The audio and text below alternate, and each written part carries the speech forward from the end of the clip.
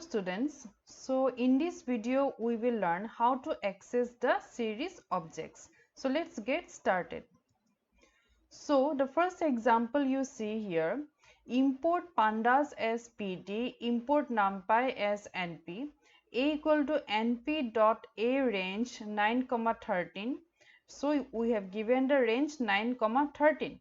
ob equal to, this is the series object, ob equal to pd dot series, then index equal to a, means the index will get values from here, comma data equal to a star star 2, okay, means the square of the value of the index. So when you are running ob, you see here 9 10 11 12 is the value for the index, because here we have given index equal to a.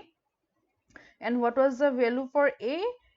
It gave the values for a range 9 13, means 9 10 11 12. So this is the index, and our data is a square, means the square of the index value. So 9 square is 81, 10 square 100, 11 square 121, 12 square is the 144. Now this is the printing object value, because this object value has given us this output, the printed output, and its data type is int32. Now suppose I want to access the element present in index number 10. So what I will write? The name of the series object, then I will pass the index number ob10. When I have passed 10 here, whatever element is present for 10, it will give us the output. So we have 100 for 10, we are getting 100. So this is the print, this is how we can print individual value. Next, we can also have object slicing. It is the same pattern, it works in the similar way like we have done for the array slicing. So here we can give the start value, stop value and the step value, and as per that we will get the object slice.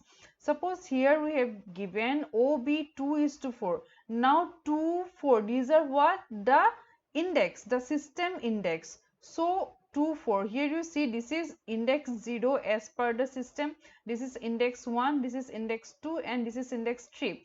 Now the size of this array or this index is what? 4.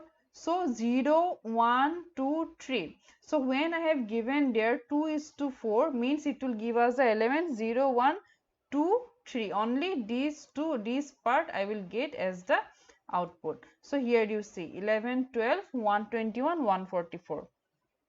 Similarly here I have given ob1:2, means our starting value is index 1 as per the system index, and the stop value is not given, so it will take the dimension. So from starting from index 1 we will get all the elements. So index 1 is 10 0 1, so here 10 10 11 12, this index we will get, okay, and these elements we will get. See, so similarly these two examples will also work, and here you can see it is the negative step value, means we have to see it in the reverse order. So if you see in the reverse order, this will be -1 -2 -3 -4. So you will get the output in the reverse order. Understood? -1 -2 -3 -4. So we will get the output in the reverse order. Next you see elements modification, how you can modify the elements. So this is the syntax. You have to give the name of the series object, then its index and whatever new data you want to add. Now import pandas as pd, s equal to pd dot series, range 1 15 3, index equal to x for x in abcde. So here we are using a for loop to create the index, and to create the data we are using the range function. So in the earlier video, in the previous video, I have already explained how it works. So here you see our index will be abcde and our data will be 1, then step value is 3, so 1 plus 3 4, 4 plus 3 7, then 10, then 13. It will stop at 13 because our stop value is 15. So if you do 13 plus 3, you are getting 16. which is more than the stop value. So this is our series S. Now suppose you want to replace the value 7 with 17. So what you will do?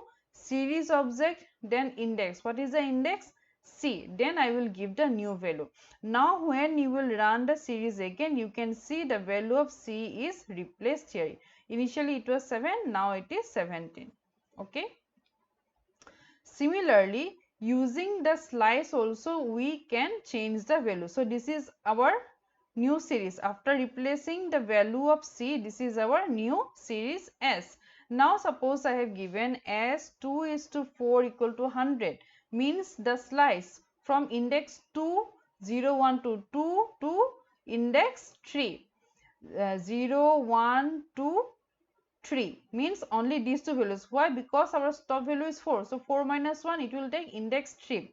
So these are the system generated index. Okay, and these are the index given by us for the series. So index number 2 and index number 3. So these two values will be now replaced by 100. Done. Similarly, here also I have taken another slice. 1 is to 5 is to 2 means our starting index is 1, 0, 1. This is our starting index. 0, 1. This is our starting index. And our step value is 2 and our stop value is 5. So 1 plus 2 is what? 3.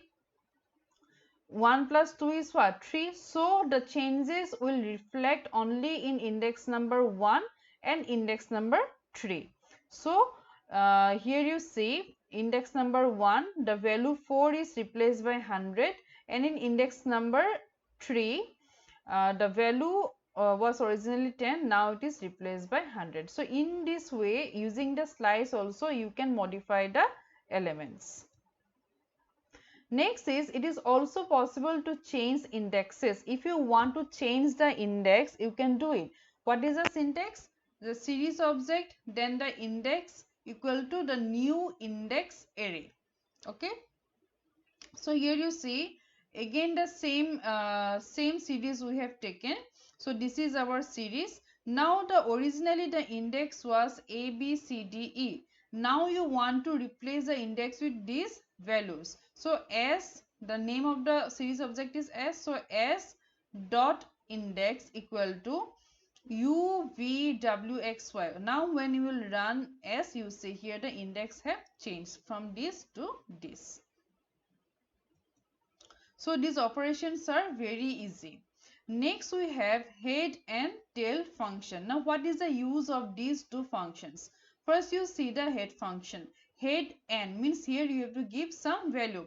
Head function fetch the first n rows, whatever value you will give here, 2, 3, whatever. Okay, first n rows from a pandas object. But in case if you do not provide any value here, then by default it will return the first 5 rows. Tail function, tail n function fetch the last n rows, means from the last, from a pandas object, and if you do not give the value for this n, then it will also return the last 5 rows. So let us see these examples. So import pandas as pd, import mat. Now why we have written here import mat? Because when we are creating this series, we are using the square root function. Since square root is a mathematical function, so we have to import the mat library. Okay, then only you can use the square root or any other mathematical function. So s equal to pd dot series, data equal to mat dot square root of x. Now what is this x? For x in the range 1, 10. So simply if you see range 1, 10, what values you will get? From 1 to 9. Okay, so your data will be the square root of the values 1 to 9. So this part is your data. So from 1 to 9, these are the square root values, comma, index equal to x for x in the range 1 to 10. So our index values will be x and the value of x is from 1 to 10 using the range function. So our index will be 1 to 9. So this is our index and this is our data and this is our series S. Now First, we are using the head function s dot head 6. What it will do? It will give us the first 6 rows. 1, 2, 3, 4, 5, 6. So this is the first 6 rows. Similarly, s dot tail 7. It will give us the last 7 rows. 1, 2, 3, 4, 5, 6, 7 up to here, this part. Okay, you are getting this output.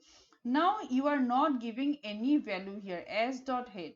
Okay, so by default it will take the first 5 rows, these first 5 elements, and the index it will give us as the output. Similarly, s dot tail, you have not given any value, so it will give us the last 5 rows. 1, 2, 3, 4, 5, this part. Okay, so this is how the head and tail function works. Now let us see some vector operations on the series objects. So suppose this is a series you have. Now see, s greater than 13. Okay, so if these data elements are greater than 13, okay, if it is true, you will get true. If it is false, you will get false. Means your data type is bool. So first 11 greater than 13, false. 12 greater than 13, false. 13 greater than 13, false. 14 greater than 13, it is true. Similarly, s plus 2. So 11 plus 2 is 13. So 2 is added to all these individual data. Similarly, s star 3 means 3 is multiplied to all these individual data. You are getting this output. 3 11s are 33, 3 12s are 36. Similarly, s star star 2 means the square of these numbers. 11 square is 121. 12 square is 144. So these are the vector operations. Next, let us see some arithmetic operations. Suppose you have three series S, S1 and S3. So in S, this is the index, this is the data, index, data, again this is the index, this is the data. Now let us see S plus S1, S plus S1. Now here you see, here we have index 1, 2, 3, 4. Here also we have the same index 1, 2, 3, 4. So it will add the data of both the series. 11 plus 21, 32. 12 plus 22 is 34, like this. Similarly, S star S1 means you can multiply the data of series S with the data of series S1. Similarly, S divided by S1. So you can divide the data of series S by the data of series S1. Now there is one difference. So here you see S plus S3. Now when you are doing S plus S3, the index number does not match. Arithmetic operation is possible on objects of same index, means the series or the object should have the matching index. So these operations were possible for series S and S1. But for S and S3, the index do not match. Here it is 1, 2, 3, 4.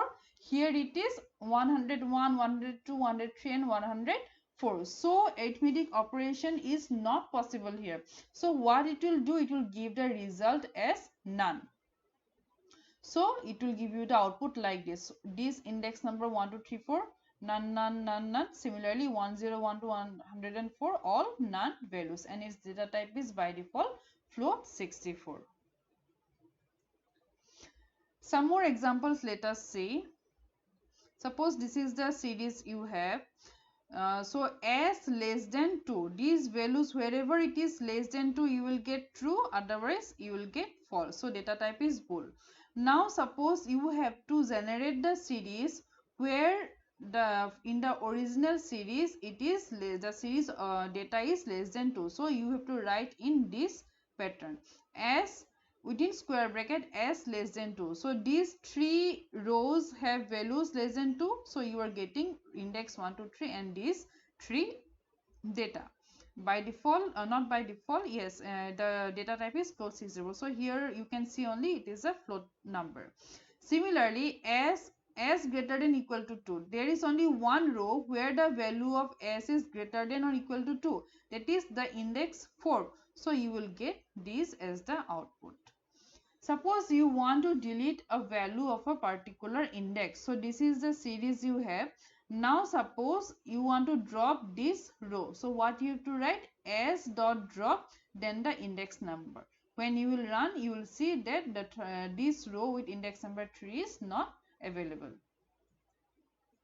Now, what is the difference between the NumPy array and series objects? Though we have seen a lot of similarities between them.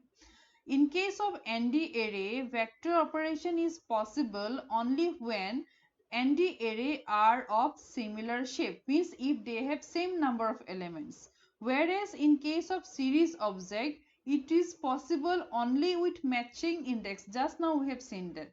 Otherwise, you will get none value. So here you see the example of NumPy just for a revision. Import NumPy as NP a equal to np dot array. So here you have only these elements. B equal to np dot array. Here you have these elements. So here you have 3 elements and here you have 1 2 3 4 5 elements all total. Now if you want to add both the arrays a plus b, you will get error.